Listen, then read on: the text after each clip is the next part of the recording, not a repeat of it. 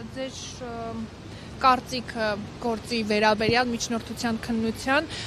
առավոտյան քննչական կոմիտեն հաղորդագրություն է տարածել, չնայած որ դրան նախորդել էր արդեն իսկ այդ ձայնագրության տեսանյութի համացանցում տարածումը, որի վերաբերյալ պարոն Չալաբյանն էլ արդեն իսկ հնարավորություն էր ունեցել հերքելու իրեն վերագրվող, մեղսագրվող արարքը։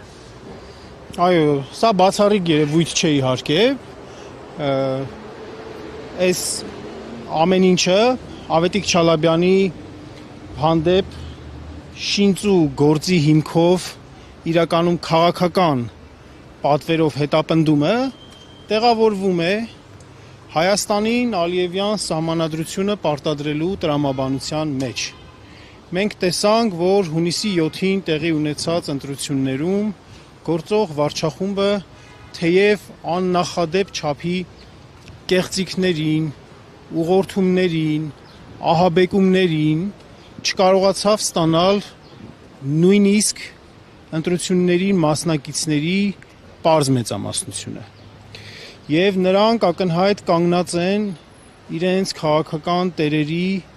պատվերները չկատարելու խնդրի առաջ, իրենցից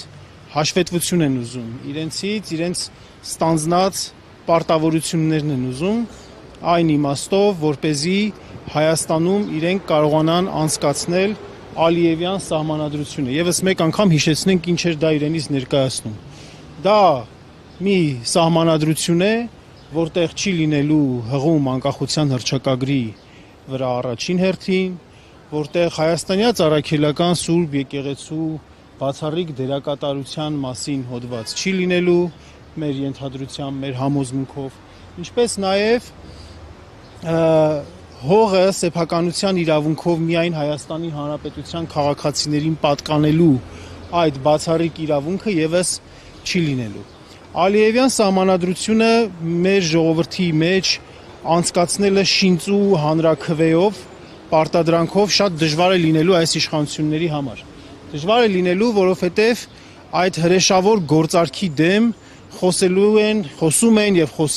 խոսել են բազմաթիվ անհատներ, վառ անհատներ, հանրային կշիռ ունեցող, քաղաքական դիրքորոշումներ ունեցող, ողնաշար ունեցող,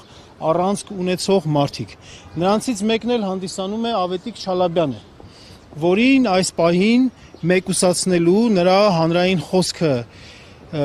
նրան հանրային խոսքից զրկելու պարզապես խնդիր են լուծում այս իշխանությունները։ Մենք օրեր առաջ տեսանք, որ նման երևույթ տեղի ունեցավ Ալեն Ղևոնդյանի հետ, մարդու, որը եւս միշտ աչքի ընկնում դիպուկ, ճշգրիտ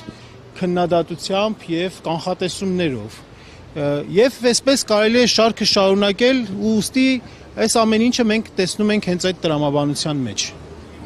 Կոմիտեի տարածած հաղորդագրության մեջ նշվում էր, որ իբրև թե Ավետիք Չալաբյանը մայիս ամսին մեկնել է Մոսկվա, բայց երբ մենք պարոն Չալաբյանի հետ խոսում ենք, նա նշել էր, որ այդ տեսագրությունը արվել է ձմռան, այդտեղի խոսակցությունները տեղի են ունեցել ձմռան, ուզում եմ հասկանալ, այստեղ հակադրություն կա, սխալմունք կա, թե ինչ է։ Սա գործի, այսպես ասած, փաստական հանգամանք է։ Ես բնականաբար ունեմ իմ կարծիքը, բայց ձեռնպահ եմ մնում որևէ գնահատական տալուց այդ իմաստով, այդ հարցը թողնելով մեր ուրեմն պաշտպաններին, Ավետիք Չալաբյանի պաշտպանական խմբին, դրա հետ կապված այդ հարցի հետ կապված պարզաբանում, բայց առհասարակ կարելը, այսպես ոչինչից ինչ-որ մի բան ստեղծելը, այդպես շինծու գործեր հարուցելը, այս մոնտաժված, ապօրինի գաղտնալսված, այս ոճը մենք տեսնում ենք, մենք այս տարիների ընթացքում տեսնում ենք, մենք այդ ամեն ինչը տեսնում ենք, չգիտեմ, օրինակ ասենք Բագրատ Սրբազանի հետ կապված գործի մեջ, մենք բազմաթիվ քրեական հետապնդումներ, քաղաքական, իրականում քաղաքական բովանդակությամբ քրեական հետապնդումների բազմաթիվ դեպքեր ենք տեսնում, որտեղ երբ որ փաստերը դու իրար հետ ես դնում, համադրում ես, փորձում ես այնտեղ ինչ-որ մի հատ լուրջ բան գտնել, այնտեղ հանցակազմի ինչ-որ բան գտնել, տեսնում ես, որ չկա այդպիսի բան, պարզապես քանի որ երկիրը հստակ կերպով շարժվում է ավտորիտարիզմից դեպի բռնապետություն, իրավիճակը նմանվում է ստալինյան ժամանակաշրջանին։ Այն ժամանակ ուղղակի առանց դատ ու դատաստանի 5 րոպեում որոշումներ էին կայացնում, մարդկանց գնդակահարում էին։ Հիմա այդ ամեն ինչը չեն անում, բայց իրենց ավտորիտարիզմը, իրենց բռնապետությունը պահպանելու համար օգտագործում են այսպես օրենքի շղարշներն են օգտագործում, օրենսդրական կարգավորումներ իրենց ուզած ձևով ֆրցնելով, սվաղելով, սարքելով օգտագործում են եւ ձեր հարցի պատասխանը հենց այս տրամաբանության մեջ է։ Դուք կարծում եք, որ այդ ձայնագրությունը մոնտաժված է կամ ինչ-որ կոնտեքստի Ես կտրված։ նորից ասեմ, որ իմ կարծիքը բան չանեմ, այսպես դա քանի որ գործի փաստական հանգամանքին է վերաբերում, դրա համար ես գնահատական չտամ, բայց ոճը, ձեռագիրը, ապօրինի, գաղտնալսում, չգիտեմ, մոնտաժել, մեկնաբանել եւ այլն, այս ոճը այս իշխանություններին շատ բնորոշ է եւ ցավոք սրտի, ցավը այստեղ նրանումն է, որ այս իշխանությունները իրենց համար փաստորեն օգտագործում են Հայաստանի Հանրապետության իրավական համակարգ, իրավապահ համակարգը, քննչական մարմինները ցավոք սրտի իրենց գործառութային առաքելությունը մի կողմ թողնելով առաջնորդվում են քաղաքական հրահանգներով, պատվերներով։ Ինչ ամբողջալուծում եք նախատեսում ոչ միայն պարոն Շալավյանի, այլ նաև այլ ընդդիմադիր հայացքներ ունեցող քաղաքական գործիչների նկատմամբ։ Ես համոզված եմ, որ այս շինծու գործերը ջարդվելու են Հայաստանի դատաիրավական համակարգը թեև իշխանությունների կողմից ամբողջությամբ զավթելու փորձերը շարունակվում են եւ այդ մասին Նիկոլ Փաշինյանը հայտարարել է, որ Հայաստանում գործում է մաֆիա, այսպես դատաիրավական մաֆիա, մոտավորապես այսպիսի ձևակերպում, ասելով թե բոլոր այն դատավորները կամ իրավապահ համակարգի բոլոր այն գործող անձինք, ովքեր որ իրեն անմիջապես չեն ենթարկվում, չեն լսում, նրանց փորձելով նույնացնել մաֆիայի հետ, մաֆիոզների հետ, իրականում մեր այս համակարգում կան դատավորներ, կան մարդիկ, այսինքն համակարգի մեջ կան դեռևս չխորտակված սյուներ եւ մեր քաղաքացիական հասարակության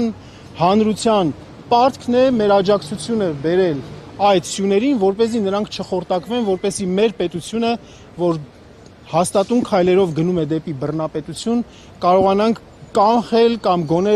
դանդաղեցնել այդ տեմպը։ Այսինքն անհատները ոչ թե համակարգի վրա է, որ ասում եք ջախջախելու հույսը, անհատը եւ որոնք դատավորների ժողովրդի ոչ թե իրավական համակարգին է կապառնվում։ Այո, համակարգը, որովհետեւ ի վերջո համակարգի մեջ կան անհատներ, որոնք որ ենթարկվում են ցանկացած քաղաքական պատվերի եւ անվերապահ ձևով են կատարում, եւ կան անհատներ, ովքեր որ դեռևս առաջնորդվում են օրենքով, սեփական խղճով եւ իրենց մասնագիտության առաքելությամբ։ Այսօրվա երիտասարդ դատավորից ակնկալիքները ինչպեսին են։ Առհասարակ այսպիսի գործընթացներում թեև շատ որոշ ժամանակ հետո լինում են հիասթափություններ, սակայն մեր պարտքն ենք համարում կանխակալ վերաբերմունք դեռևս չցուցաբերել եւ հույս հայտնել եւ, չգիտեմ, կոչ անել կամ պարզապես հույս հայտնել, ցանկություն հայտնել, որ յուրաքանչյուր դատավոր, յուրաքանչյուր պաշտոնյա, ով այդպիսի կարևոր իր պոստում կարևոր որոշում է կայացնում, առաջնորդվի իր մասնագիտական առաքելությամբ եւ սեփական խղճով։ Ձեզ նույնպես շնորհակալություն։